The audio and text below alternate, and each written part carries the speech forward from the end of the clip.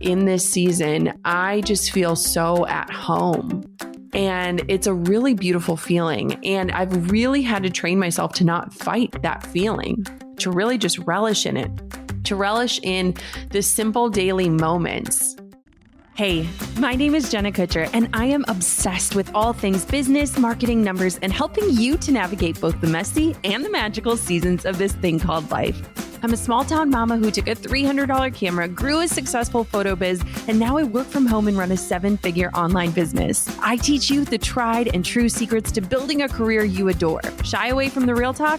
No way. Money, hardship, growth, loss, and marketing are all topics we discuss here. Think of this as your one-stop shop for happy hour with a gal pal mixed with business school. Pull up a seat, make sure you're cozy, and get ready to be challenged and encouraged while you learn. This is the Goal Digger Podcast. I was recently at an event and someone in the audience asked this question. They said, "What is your current biggest struggle?" And it was interesting because I was sitting on stage and immediately I knew what came to mind. It's this daily struggle between ambition and being content. It's this feeling of some days I want to blow up my business. I want to see how big I can make it, how far I can take it. And other days I want to shut it down and live in the woods and have chickens and raise my children. And it was so interesting because when I said that in my brain, I thought these people are going to think I am out of my mind. No one is going to relate to this because honestly, on a daily, sometimes even hourly basis, I am wavering between these 2 points on the map.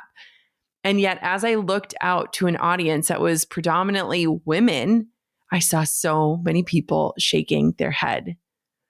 I've kind of mentioned this struggle a few different times on the podcast, but I've never actually gone deep. And so today, that is exactly what we're going to do.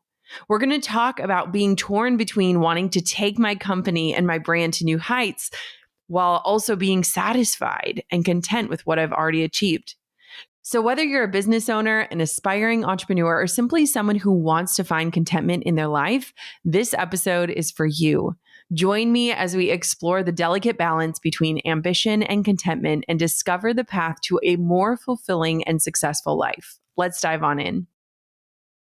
If you love Goal Digger, then you'll love the Side Hustle Pro podcast hosted by Nicaila Matthews Akome, brought to you by the HubSpot Podcast Network, the audio destination for business professionals. Side Hustle Pro showcases diverse entrepreneurs who have scaled from a humble side hustle to a full-blown profitable business. Every week, you'll learn actionable strategies to start small and get going wherever and whoever you are. In Nicaila's recent episode titled How to Make Content for Your Business in Less Than 1 Hour a Week, I learned so much about how to optimize recording sessions to get content done quicker, as well as new content creation tech and tools. You have to tune in.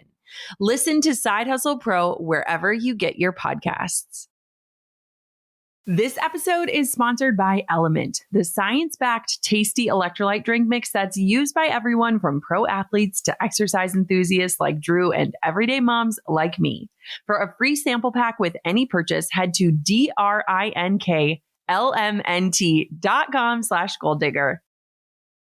I don't know if you believe in signs from the universe or what I like to call God winks, but I literally got one right before I hit record on this specific topic. I was on my phone scrolling on Instagram like we all do, and this account called Goodable had published this post. And here's what the post read. It said, "An author I love just tweeted about how big joy and small joy are the same, and how she was just as content the other night eating chocolate and cuddling her dog as she was on her big trip to New York. And honestly, I think that's it. This morning, I was listening to an audiobook while baking shortbread in my joggers, and I realized I really didn't care what big things happen in my future as long as I could keep baking and reading at the weekend. And maybe that is the kind of bar that we have to set to guard ourselves against disappointment. Just appreciate and cherish the mundane stuff and see everything else as a bonus." And I love that dose of perspective before we dive into this nuanced topic.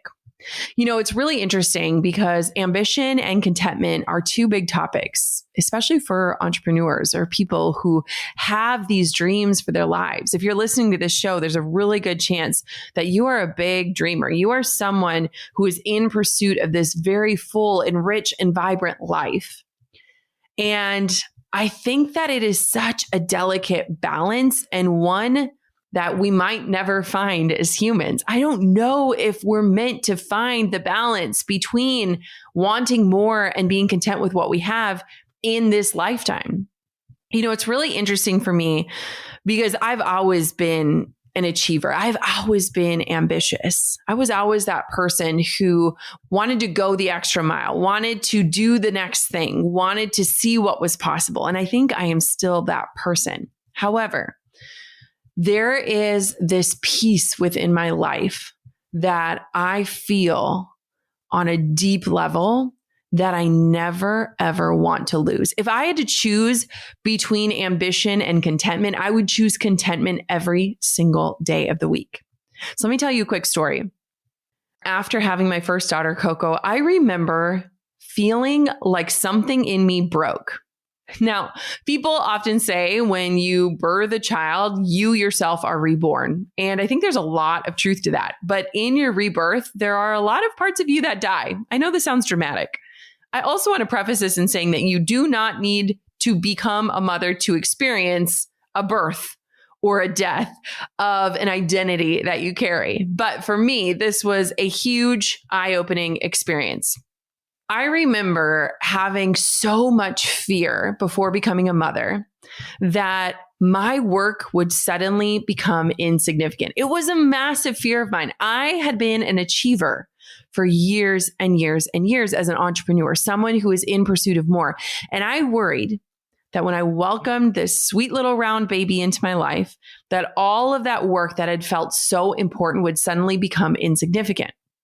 And it's actually funny because that fear was real. It was legitimate. Like my business had been my baby for so long that the thought of replacing that love or even having that love change scared me to death.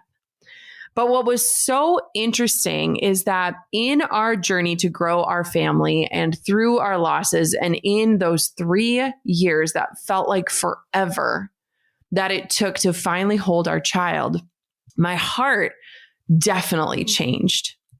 It changed in a way that I wanted my work to feel insignificant because I wanted something even greater, an even greater privilege, an even greater challenge, an even greater learning experience. And honestly, motherhood has been all of those things and so much more for me. But what was so interesting is in that process of waiting and realizing that I couldn't just achieve my way to a family. I couldn't just be a little more ambitious and suddenly that child would come into my life. In that waiting season, I worked in the waiting so that I could find more contentment and peace when that miracle arrived. The year that Coco was born, I actually blacked out my entire calendar. I said no to absolutely everything. And what a privilege to be able to do that.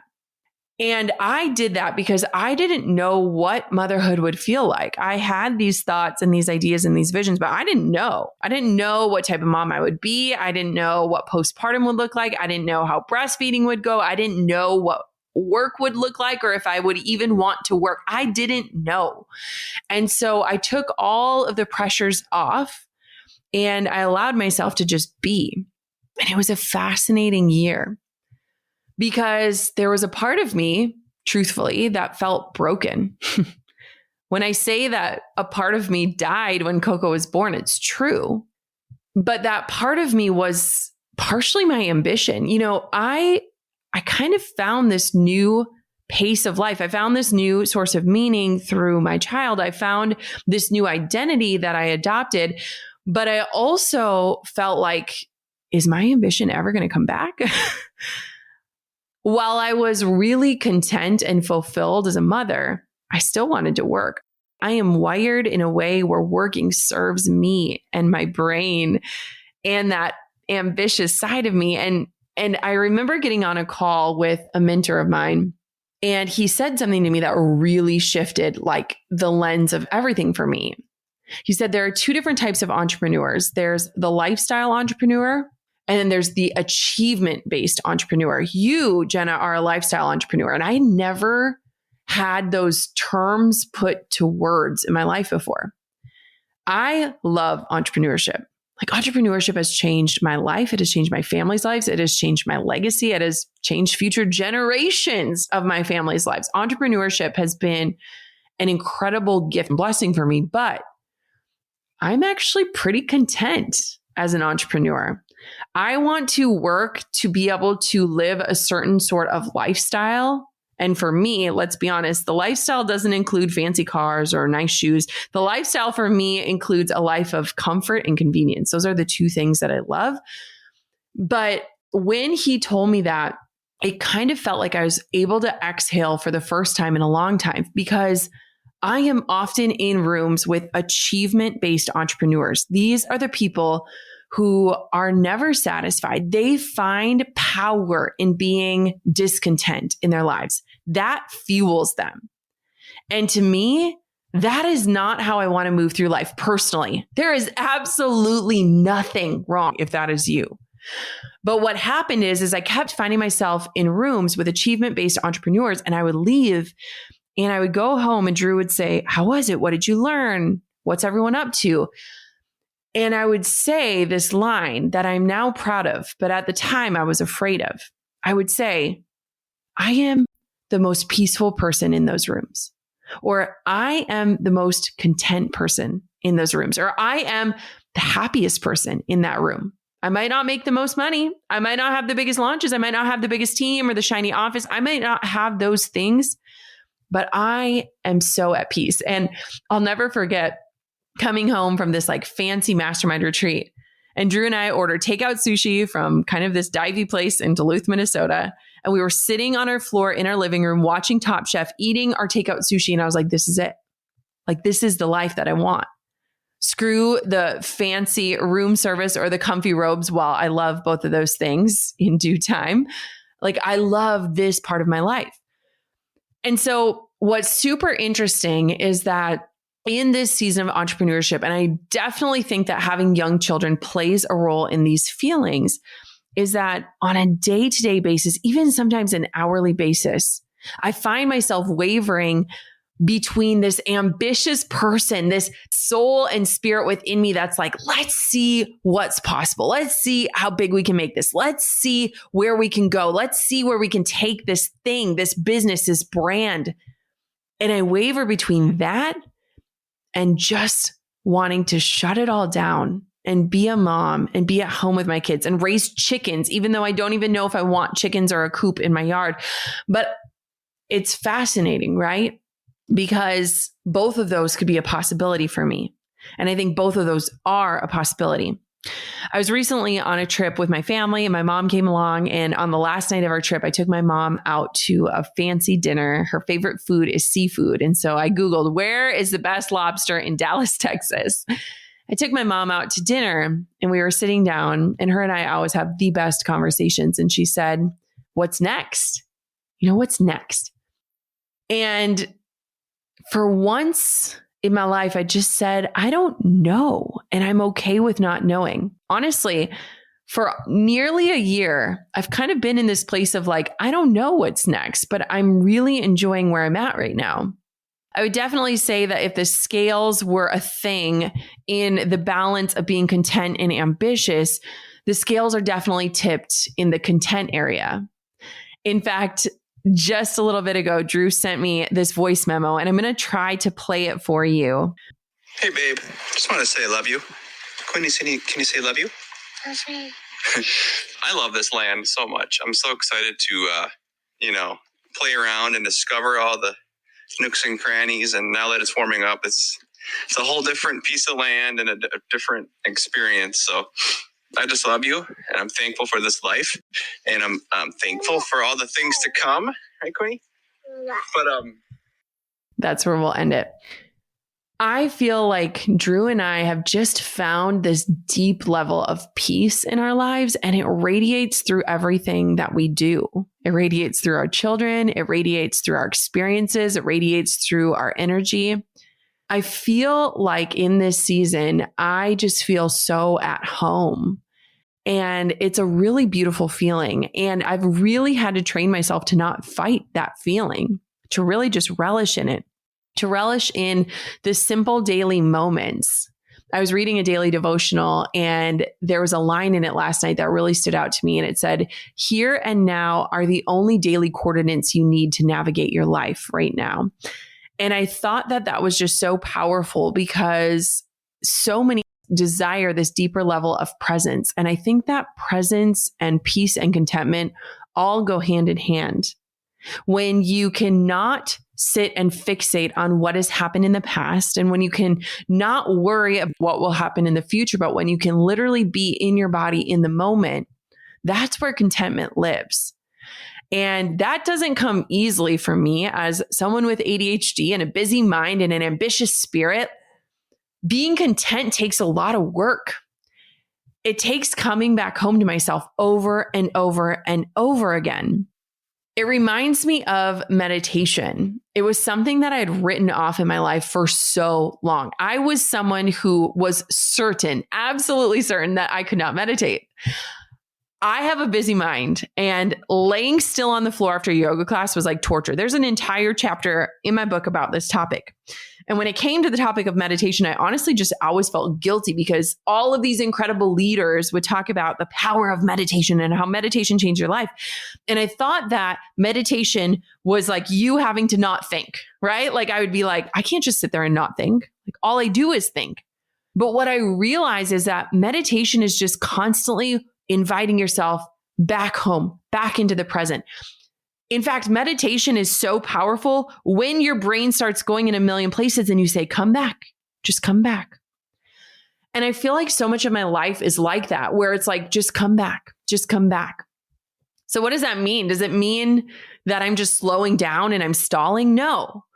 I've talked about this season of my life so much in the fact of like, I visualize pressing the brake pedal and trusting myself to know where the gas pedal is and what that will do. And I feel like there are so many aspects of me that are so deeply ambitious. I believe the sky's the limit. I believe when my mom asks the question, what's next? I believe anything is possible. I truly believe that. But what's funny to me is that there was a time in my life where I would believe anything is possible and I must go after it. And right now in my life, I believe that anything is possible, but that doesn't excite me because I love right now. I don't even know if that makes sense. Anything is possible, but I don't want anything more right now. Does that make sense? It's no secret that business owners are under a lot of pressure right now. We're pressured to get more leads, close deals faster, get better insights to create the best experience for customers, and so much more. So, how do we manage it all while still ensuring the best customer service? That's where HubSpot comes in. HubSpot is a customer relationship management tool that is easy to set up, intuitive to use, and customizable to the way that you do business. Drag and drop your way to attention-grabbing emails and landing pages, set up marketing automation to give every contact white glove treatment, plus AI-powered tools like Content Assistant mean less time spent on tedious manual tasks and more time for what matters most, your customers. HubSpot has all the tools you need to wow prospects, lock in deals, and improve customer service response times. Let HubSpot take the pressure off your shoulders and get started for free today at HubSpot.com. Well, over the last year, I've gone all in on my health and fitness. I've been consistently working up a sweat. And did you know that when you sweat, the primary electrolyte that you lose is sodium? Like athletes can lose up to 7 grams per day. So what happens when you don't replace sodium? Well, things like muscle cramps and tiredness can hit. So how do we replenish what we lost? Element. Element is a tasty electrolyte drink mix that is formulated to replenish lost electrolytes, which helps prevent and eliminate things like headaches, muscle cramps, fatigue, sleeplessness, and so much more. Electrolytes facilitate hundreds of functions in your body, including the conduction of nerve impulses, hormonal regulation, nutrient absorption, and fluid balance. Element is offering a free sample pack with any purchase. That's 8 single serving packs free with an Element order. This is an awesome way to try all the 8 flavors and pick your favorite. Get yours at drinkelement.com/goaldigger. This deal is only available through my link, so head to drinklmnt.com/goaldigger. It's really interesting because trying to balance ambition and contentment looks different in every season of your life and your business. And here's what I want you to know about this topic. I believe that when we feel frustrated with what that balance looks like, or we feel out of balance, or we feel out of whack, it's usually a sign that we're not checking in with ourselves to really establish, where am I at today? Am I the ambitious Jenna today, or am I the content Jenna today? That could also go by the hour. And one thing that I've learned is to not fight where you're at. When I am in that content Jenna, I have to learn how to honor it and not push it. Have you ever had those days where you are maybe moving at a slower pace, or you're feeling like, this weekend I took a nap during Quinn's nap. And then once I woke up, I was like, hey babe, can you watch the kids for a little bit? I need to go up and organize the closet. And she was like, you could have just organized the closet. And I was like, I was just in that moment where I just needed to rest, and I'm honoring that. And then there are those days where I recently had one. I had this entrepreneurial day where I could have worked 12 hours straight without ever getting out of my seat because I was just in flow. I was 100% time blind. I was loving the work I was doing. I was so focused. My brain had all these ideas, and I just wanted to honor that. And I don't always get to. That night, I had to hit pause, shut my laptop, go feed the kids, give them a bath, do all of the things required as a mom. But in my brain, I was like, if this was pre-children era, I would have worked until 10 p.m. that night, and I would have loved every minute of it. And so I've really had to check in with myself and really ask myself, is this a season where we want to blow this business up? We want to take it as far as we can take it? Or is this maybe a season where we want to work smarter and not harder?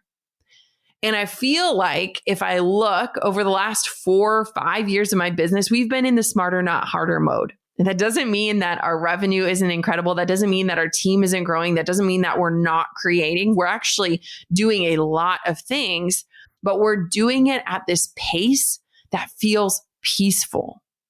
It's a peaceful pursuit. I think we forget that life is supposed to be fun. It's supposed to be enjoyed. I was listening to this podcast this morning on the way home from a yoga class, and the host is like, what are your non-negotiables for the morning? And the guest was like, honestly, I kind of dropped that rigidity in my life. I just want to enjoy life. There are things that I enjoy doing, but I'm no longer subscribing to this checklist. And it really challenged me because I am someone who has these rhythms and these routines, but I loved his philosophy of I'm kind of losing some of that. And I think that can be a really powerful piece of contentment. And while this episode has talked a lot about contentment and peace and presence, let's also talk about ambition. There are things on my vision board that I want to achieve. There are these goals that I want to set. In fact, we just did the biggest launch I've ever done in my entire career. Am I balancing ambition and contentment? I don't know. I'm still doing really big things, but guess what? I'm enjoying them and the pace at which we are moving. When it comes to ambition, I want to have it, but I don't want it to take over. I don't want to be so busy reaching for more and more and more that I forget what I once prayed for. I don't want to be on this path where I am never celebrating success. I don't want to find myself in a place where what I have is not enough. When I think about some of my best friends in the entire universe, they are the people who love discontentment because it fuels them, it pushes them. And I honor that about them, but that type of life doesn't feel good for me. It might look really good on the outside because, man, those people that are driven in that way, man, they do big things, big, impressive things. But I'm more focused on a life right now that doesn't just look good, a life that feels good. And honestly, the things that feel good don't usually translate well on Instagram. They don't usually get a lot of likes. They don't usually even live for other people's pleasure. Those are the things that I want to fill my life with. Someone once asked me, when will you know when you've made it? Does that exist? And if it does, will you shut down your business when you reach it? And honestly, I hope I never arrive. I hope I never, quote, make it. Because I believe that this life that my soul is living is life school. It's this opportunity to learn and grow and be challenged, but it's also this invitation to be present and joyful. As I'm recording this, I'm looking out and there's this pond on our land, the land that Drew was talking about in that voice memo, and there's a duck swimming on it.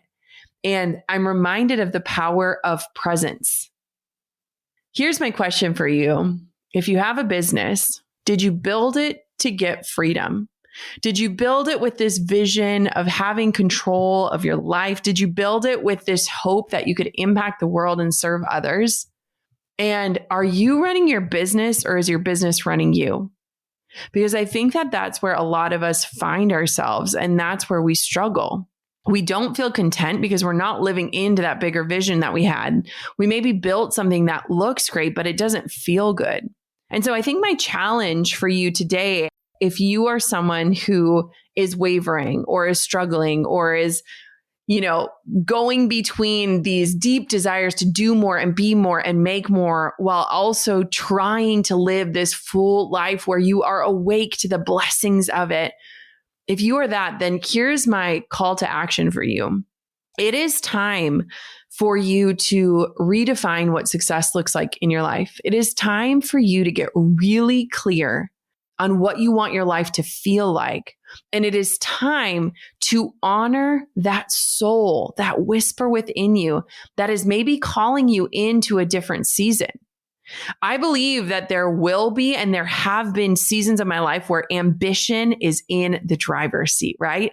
We are going after big goals. We are doing big things, but I also am very clear that contentment wants to hit the brakes. And when I honor that and when I listen to that, that is when I am most joyful and most at peace in my life. I really believe that our biggest pursuit as human beings is to find peace on this planet. And I believe that God or the universe or whatever you believe in has made this ride of life a ride that makes it really hard to find that peaceful presence. But I don't believe that that pursuit is unworthy. I think that that pursuit is important. When I think about where I want to go or what's next, I don't really know. And that used to really scare me.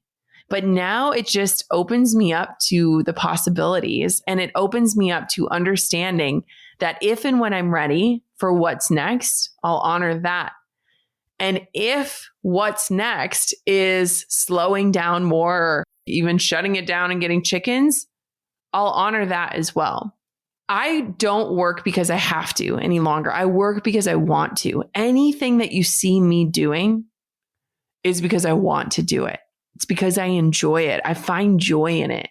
And I feel like I am at this beautiful place as an entrepreneur, a decade into my entrepreneurial journey, where I am genuinely finding joy on the daily in the work that I'm doing, but also in the life that I'm living. And to me, that is the greatest gift that I could have ever been given.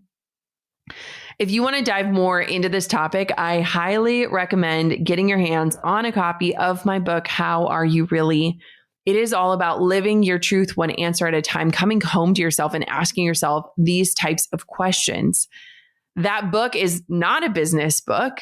It is a book about ushering in the hard questions so that you can get the hard truths and really wake up to the type of life that you are envisioning for yourself. You can grab it anywhere books are sold. You can also come onto Instagram and DM me the words book club, and I will send you a link to my book. But I want for you to really think about, what does it mean if you're feeling one way or the other, and how can you honor that? And also, how can you invite in more peace and contentment into your life? My point of pride when I'm in a room with some of the most successful entrepreneurs on planet Earth is that I truly, in my heart of hearts, believe that I am the happiest person in that room. And to me, that is the ultimate success. I hope that you enjoyed this episode of the Goal Digger Podcast. Thank you so much for being a part of this community. Thank you for being a listener. Thank you for hitting play. Thank you for letting me speak into your life. I appreciate it more than you know, and it brings me so much joy to get to show up and serve you in this way.